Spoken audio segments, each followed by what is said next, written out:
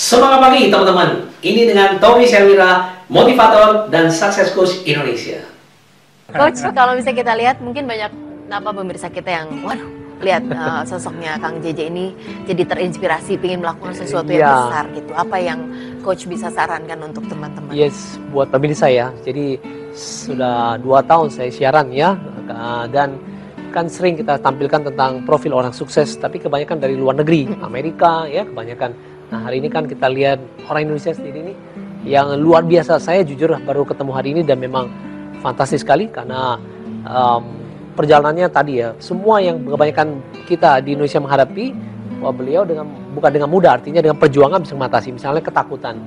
Tadi kalau kita lihat ya, membayangkan datang satu negara, tadi ternyata naik motor cuma berapa kilo? Motor 400 kilo totalnya. Hampir 400 kilo. Jadi dari peralatan semuanya disiapkan semuanya dan keliling dan solo lagi. Tidak ada bahkan kamera pun yang bawain orang lain lagi. Wah hebat sekali ini. Ini kan buat pemirsa ini satu contoh, mungkin ini ekstrim, arti besar sekali contohnya ya. Nah kalau misalnya Kang JJ aja melakukan seperti ini, ya satu memang bawa misi ya. Oke. Tadi juga Edmund Hillary juga bawa misi. Mungkin nanti kita mau tanya misinya lebih jauh ya. Tapi buat kita dulu misalnya beranilah menghadapi sesuatu dengan keberanian.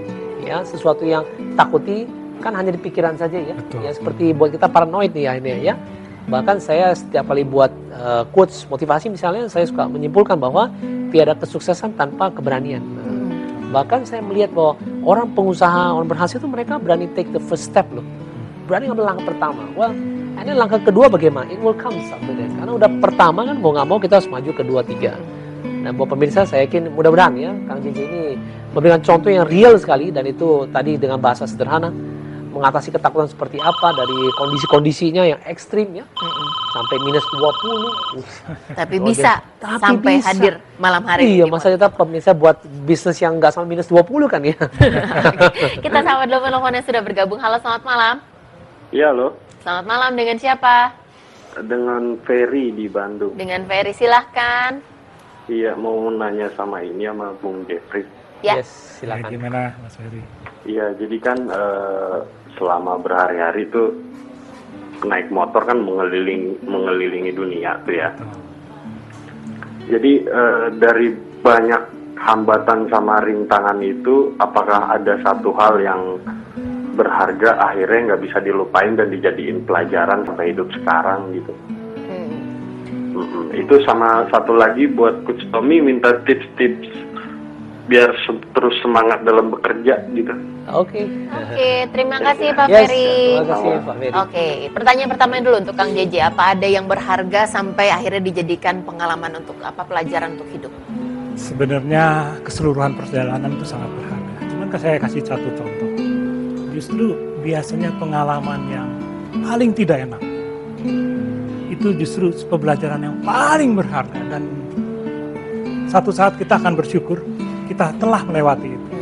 Saya kasih contoh, saya di perjalanan di Balukistan, saya ditubur, ditabrak, saya terkapar, tangan saya retak, motor saya rusak, GPS saya hancur.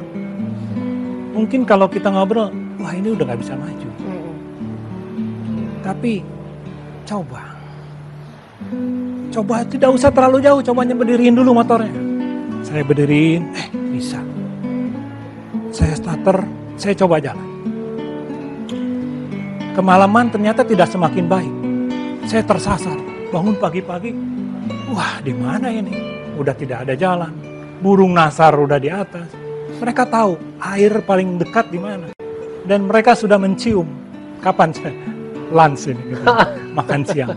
Tapi satu hal, jangan terpengaruh. Relax. Kita jangan sampai menyerah. Berserah boleh. Berserah pada Yang Maha Kuasa. Kita berasal dari Yang Maha Kuasa. Berserah. Kalau memang ini sampai di sini, terima kasih. Kita udah jauh loh jalan. Terima kasih, saya sangat menikmati. Tapi saya tetap ingin maju ke depan. Bantu saya. Ketika saya starter motor tuh merdu sekali. Wow. Itu kan udah satu alarm, satu tanda. Wow. Saya naik, saya mulai jalan. Tangan yang tadinya sakit karena kita enjoy dan adrenalin sudah kembali, itu kan hilang perlahan. Terus kembali, lalu saya menari-nari di gurun pasir dengan motor itu. Sampai dari kejauhan saya lihat truk Di mana ada truk, ada jalan. Di mana ada jalan, ada kehidupan. Dan berarti saya tidak kembali tersasar. Jadi satu hal, jangan pernah berhenti mencoba. Dan jangan menyerah. Kenapa? Karena ketika kita menyerah, kita sudah berhenti. Kalau sampai kita buntu, berhenti, observe. Lihat kiri, lihat kanan, santai aja, lupakan aja. Santai dulu. Tahu-tahu ting, nah ada apa nih? Nah itu, maju baru. Berserah boleh, pasrah. Karena dalam kepasrahan kita akan mendapatkan powerful kali ini. Berserah boleh tapi tidak menyerah ya. Tidak menyerah. Oke, yang pertanyaan kedua untuk Coach Tommy, Iya. gimana nih caranya supaya semangat dalam bekerja? Yes, oke. Tapi saya akan nanya dulu bisa? Boleh. Dari waktu ya, oke. Tapi Pak Ferry saya akan jawab nanti ya setelah break. Ini pas nyambung nih. Saya sering berbagi tentang sukses itu begins with a state of mind. Ya.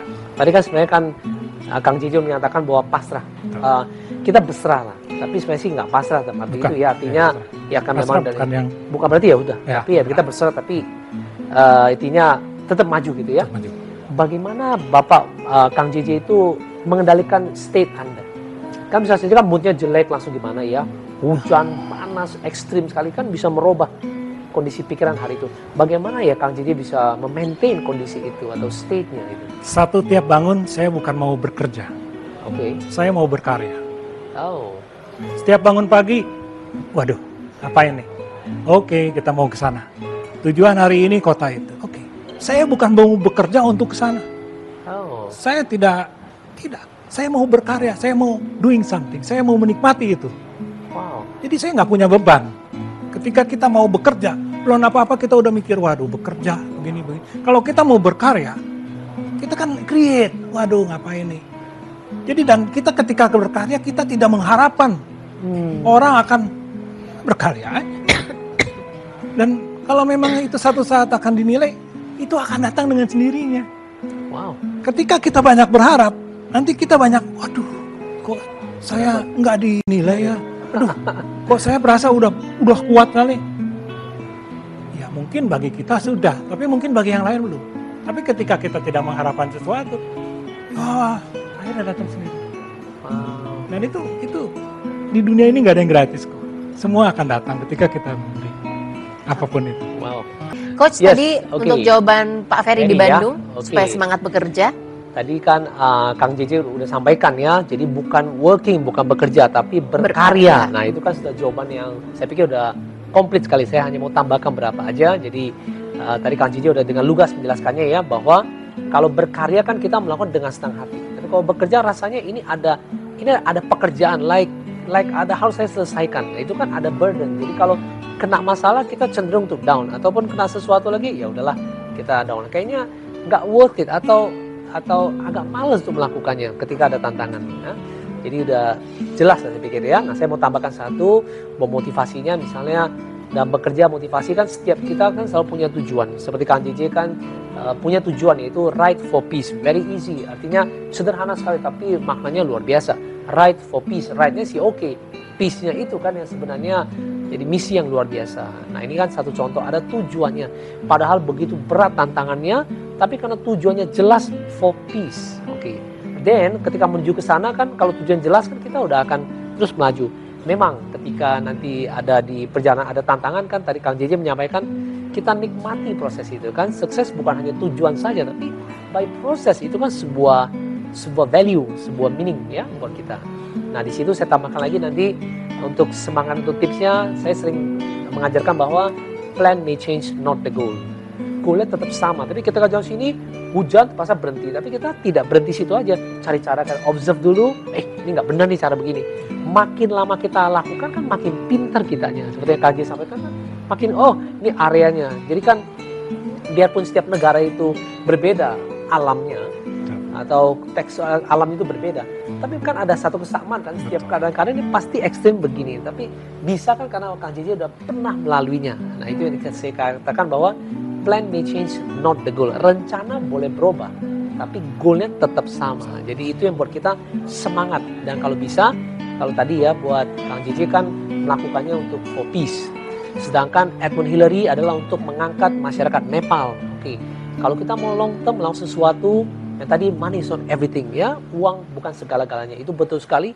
Lakukan dengan misi kita. Kita mau sesuatu yang bigger than us, higher than us. Jangan hanya ke diri kita saja, tapi lebih luas daripada diri kita. Nah, kalau kita melakukan begini, ini bukan masalah pekerjaan lagi, udah seperti karya ya. Dan akhirnya kalau bigger for us atau bigger than us, saya punya keyakinan yang atas pasti bantu. Alam ini juga pasti akan bantu, akan hadir buat kita. Nah, ini kalau kita bicara udah serving the higher purpose. Nah, kalau dengan demikian bekerjanya pasti udah senang, jadi bukan beban lagi. Sudah tidak terpikir bahwa itu adalah beban untuk bekerja. Oke. Kang JJ kan ini right for peace, artinya kan memang untuk kedamaian, untuk menyuarakan bahwa Indonesia adalah negara yang damai gitu ya keluar. Apakah feedback yang diterima sudah sesuai dengan harapan Kang JJ? Seperti yang saya bilang, saya melakukan ini tanpa banyak harap. Cuman bayangkan aja kalau puluhan tahun yang akan datang seluruh dunia bergandengan tangan. Anak cucu kita bersama-sama membangun planet yang lebih bagus. Dan tentunya di situ mesti ada kedamaian. Karena sekarang perang, lingkungan, kasihan. Mereka mau hidup di mana? Kalau kita semua turut ikut menghancurkan lagi, lalu pernah nggak terpikirkan cucunya cucu kita bagaimana? Dan itu mesti dimulai sekarang. Jangan nunggu nanti. Saya seorang diri mencoba ini, mungkin yang lain mencoba yang lain, tapi semua kita coba sama-sama untuk untuk berbuat. maksud yang baik ya Kang Berbuat ya. sesuatu, ya sekecil apapun tetap berbuat. Oke. Untuk yang kedepannya nih, katanya mau berangkat lagi dalam waktu dekat. Mau kemana Kang? Saya akan coba dari Siberia ke arah Arctic Line, Arctic Circle, itu sisi lingkar dari kutub utara, ke Antarctic Circle, sisi lingkar dari kutub selatan. Jadi dimulai dari Belanda, dari Belgia, Belanda, lalu terus menyusuri Rusia, Siberia, lalu masuk Jepang, Korea, lalu ke Anchorage di Alaska. Di Alaska. Alaska ke paling utara itu ada Dead Horse namanya. Dead Horse, Fairbanks, kemudian turun ke Kanada, Amerika Serikat, lalu seluruh Amerika Tengah, Amerika Selatan. Itu Amerika paling selatan, Patagonia itu udah masuk Arctic Circle. Lalu New Zealand, Australia, dan kembali ke tanah air. Oke. Jadi motor yang digunakan akan saya kembalikan pulang. Saya bawa pulang. Di Binara Agonet, kami selalu percaya bahwa setiap orang pasti bisa memiliki tubuh yang ideal dan sehat. Dengan subscribe, like, dan share video ini, Anda turut membantu membangun Indonesia sehat dan kuat. Salam Jelas Fitness, saya JP.